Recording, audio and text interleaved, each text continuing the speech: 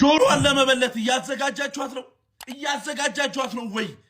አንገቷ ኦሬዲ ተጀምሯል። በቃ የቀረው ማለት እንዲህ በላልቶ ማውጣት ነው። በዚህ ሰዓት ላይ ቶተናም ደንግጦ እንዳሉ ነው መረጃዎችን የተመለከትን። ቶተናምን ካሸነፍን 3 ዓመት ከ10 ቀናት ሆኖናል። አሁን ይኸውላችሁ የበቀል ዘመን ነው። እየተበቀልን ነው። ሲቲን አርሰናልን ተበቅለናል። ፉላም ሲያስጨፍር ተበቅለናል። አሁን ይቀጥላል።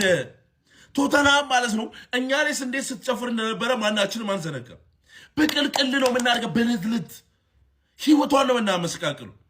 በእርግጠኝነት 3 ጎል የግላችን ነው። 3 ጎል አግብተን ነው የምንመጣው። ጀመው ጫወታው ነገ ይደረጋል። 9 ሰዓት ተኩል ላይ ነው። ስለስ እንዲጠነቀቅ ኮሜንት ላይ አስቀምጡ። በቃ እኔ እንጃ እኔ እንዴት አድርገን እንደምንቀጠቅጠው እንዴት አድርገን እንደምንበላልታት ነው በቃ እየፈራለሁ። በቃ እኔ ፈራሁላት። 4 ጎል 5 ጎል እንዳናገባ ነው ፈራሁላት።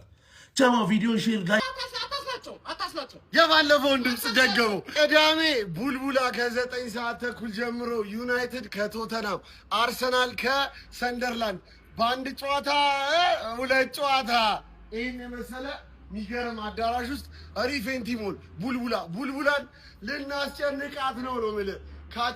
ካቻ ቤቭሬጅ ምግብ መጠጥ የመጠጡን ዋጋ ግማሹን እኔ ወይዬ እላቸዋለሁ።